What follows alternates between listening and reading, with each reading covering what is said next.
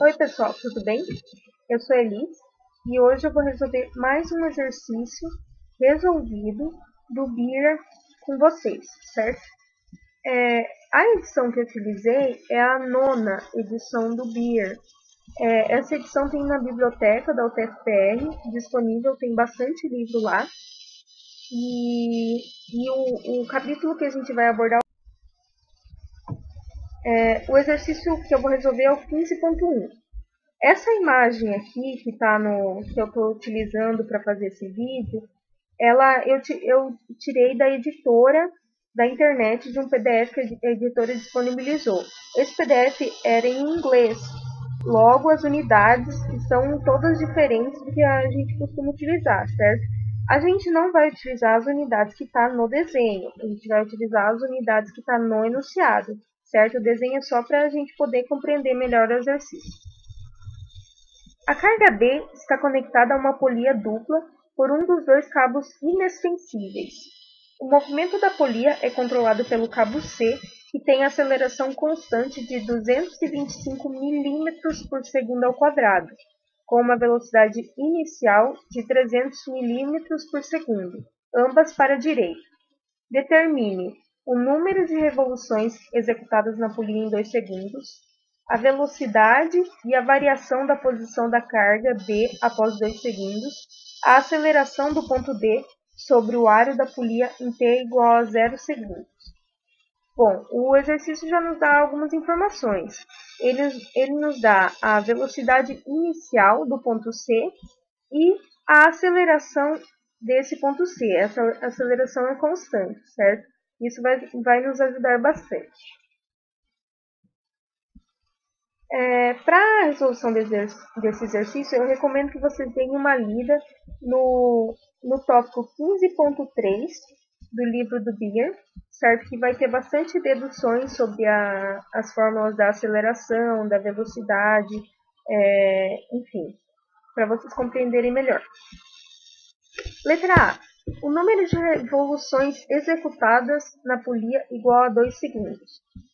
Bom, para encontrar o número de revoluções, nós precisamos da velocidade angular, porque a gente tem uma relação entre o número de revoluções e a velocidade angular.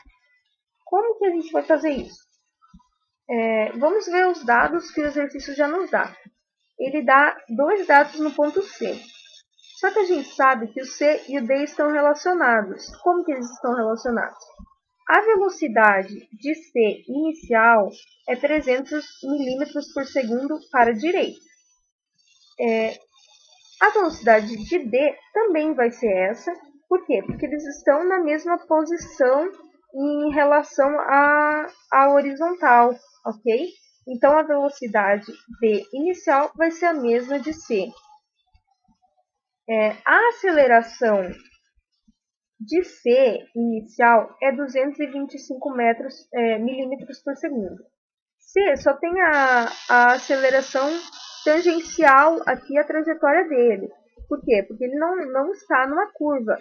Já a D, ele está envolvido aqui numa curva, certo? Então ele vai ter a aceleração tangencial e a aceleração normal. Mas a gente sabe que a aceleração tangencial é tangente à trajetória. Neste caso aqui, exatamente no ponto D, ela vai ser para a direita, porque o D está se movendo para a direita, ok? Então, a aceleração tangencial do ponto D vai ser a mesma aceleração do ponto C, que é 225 mm por segundo. Para encontrar o ômega inicial, a gente tem alguns dados, que é a velocidade inicial, e a gente tem também o raio em relação à nossa origem aqui. Inclusive, eu quero falar para vocês, que é para vocês olharem a questão da rotação em torno de um eixo fixo, que é esse o caso do nosso exercício. Esse aqui é o eixo fixo e tem uma rotação em torno dele, ok? Bom, a velocidade para esse caso da rotação em torno de um eixo fixo, a gente tem aqui vetorialmente ômega vetorial R, que é esse vetor posição, que seria o raio aqui neste caso. Só que nós sabemos, a gente quer encontrar o ômega, certo? Nós sabemos que a velocidade, ela é para a direita. Então, a gente sabe que esse ômega vai ter esse sentido aqui, ó. O sentido horário, levando em consideração a regra da mão direita. Por isso que a gente não vai utilizar produto vetorial aqui. Já é conhecido o sentido, a gente já sabe exatamente qual que é o sentido da velocidade inicial angular deste ponto D. Então, por isso que a gente não vai usar produto vetorial. Vai ser simplesmente uma multiplicação escalar. Certo? Então, aqui, utilizando o algebrismo simples, a gente sabe aqui de cima que a velocidade do ponto D inicial é 300 milímetros por segundo. E a gente sabe que o raio, o exercício nos deu, se vocês pegarem um livro, vai ter lá no desenho certinho o raio, é 75 milímetros, tá? E com isso nós encontramos um ômega zero de 4 radianos por segundo. Eu não coloquei sinal, por quê? Porque eu já estou indicando com a flechinha aqui que ele está se movimentando no sentido horário, certo? Bom, a aceleração tangencial, com ela a gente pode achar a aceleração angular, certo? De novo, vocês têm que dar uma olhada aqui nos exercícios, no capítulo do guia sobre isso, certo? Então, a aceleração tangencial a gente tem que é 225 milímetros, que é igual a um raio, que é 75 milímetros, vezes a aceleração angular. Então, fazendo esse algebrismo, a gente tem que a aceleração angular é 3 radianos por segundo ao quadrado. Bom, a gente sabe que o nosso sistema está regido pelo movimento do ponto C. E ele falou que ele tem uma aceleração constante. Então, o princípio que a gente vai utilizar aqui vai ser do movimento uniformemente acelerado, certo? Então, a gente tem no capítulo do Beer as equações para o movimento para esse caso, que é bem semelhante, análoga às equações da cinemática lá do capítulo 11 do Beer, certo?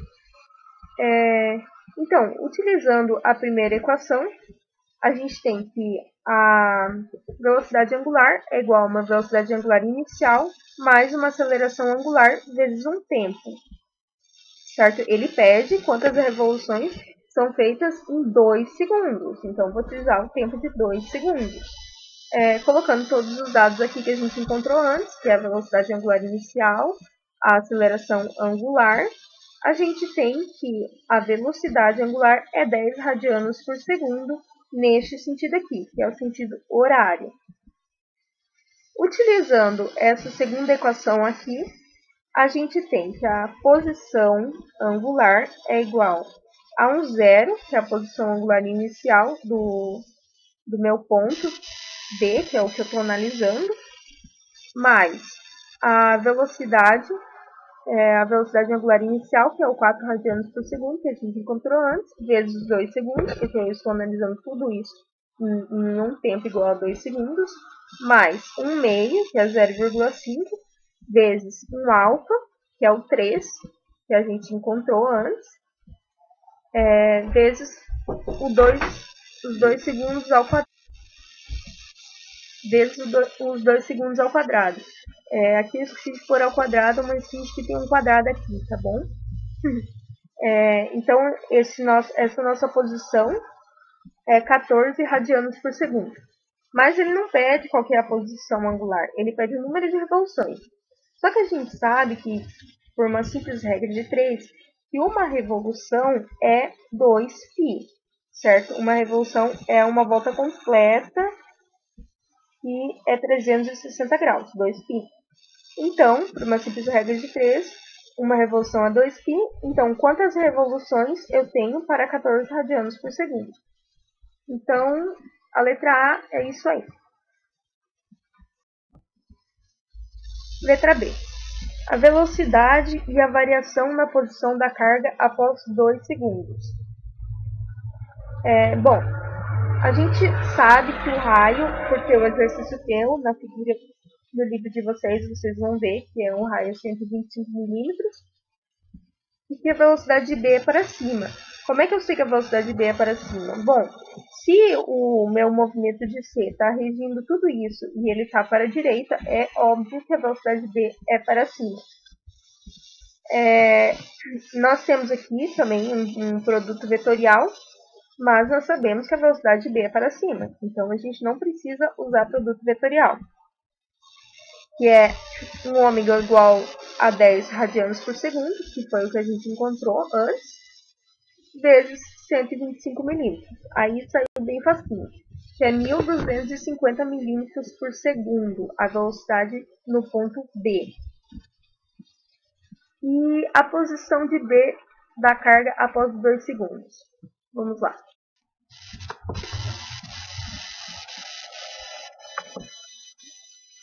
Bom, encontrando ΔY, então. Eu coloquei aqui uma imagem do livro. Não é do exercício propriamente dito, mas é uma dedução que ele faz para explicar melhor para vocês. Nessa imagem aqui, a gente tem um corpo rígido, certo? E a gente tem um ponto que está sendo analisado nesse corpo, que é o ponto P. Ele quer saber quanto que é o ΔY nesse caso, que seria o comprimento do arco descrito por P, certo? O comprimento deste arco.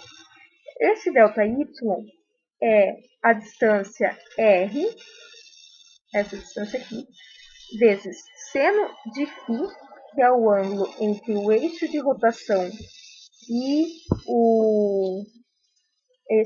esse vetor R, vezes um Δθ, que é essa variação aqui da posição angular.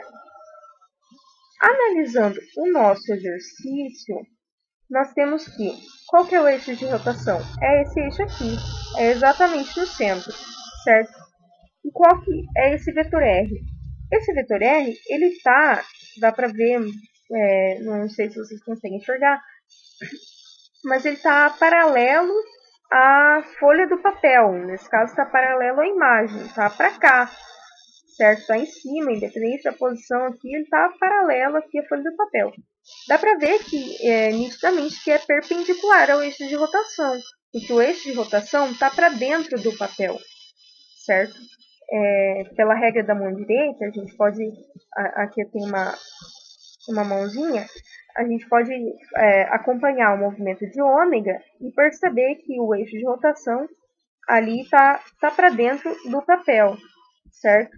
Então, a gente sabe que aqui vai ser seno de 90 graus. Então, esse φ aqui é 90 graus. Então, a gente pode ignorar ele porque ele vai ser 1, tá? Então, qual que vai ser o nosso ΔY? Vai ser o R, que é os 125 milímetros, vezes o Δθ, que é os 14 radianos. Como que eu sei que é Δθ e não θ? Porque a gente calculou para 2 segundos. Então, a variação do tempo é 2 segundos. Em 2 segundos, a variação angular da posição angular foi 14 radianos, certo? Então, nós descobrimos que o ΔY é 1.750 milímetros para cima. Óbvio que é para cima. Por quê? Porque a velocidade B é para cima. O bloquinho. A aceleração do ponto D sobre o arco da polia em T igual a 0. Bom, antes a gente achou a velocidade do ponto D, mas a gente não achou a aceleração. Mas a gente sabe que a aceleração tangencial o exercício já tinha implicitamente nos dado no início, que é 225 metros por segundo ao quadrado. Já a aceleração normal, ela é dada por essa fórmula aqui, também vetorial. Mas a gente já sabe que se o D está aqui em cima, a aceleração normal vai apontar para o eixo de rotação, certo? Então, ela vai ser para baixo, exatamente para baixo. Então, a gente pode fazer isso aqui virar uma equação escalar, certo? Fica 125, que é o raio, vezes 4 ao quadrado, que é o ômega ao quadrado, que dá 1.200 milímetros por segundo ao quadrado. Pronto, a gente achou a aceleração tangencial e a aceleração normal. Como que a gente faz para achar a aceleração sem estar separado em duas componentes? Simplesmente usando trigonometria. A gente sabe que a aceleração tangencial está apontada para a direita e a aceleração normal está apontado para baixo, verticalmente para baixo. Então, a resultante, usando a regra do paralelograma, vai estar aqui no meio em um ângulo que eu ainda não sei. Como é que eu encontro esse ângulo? Fazendo o inverso da tangente do cateto oposto sobre hipotenusa. Não, desculpa, gente. Do cateto oposto sobre o adjacente, coca, né?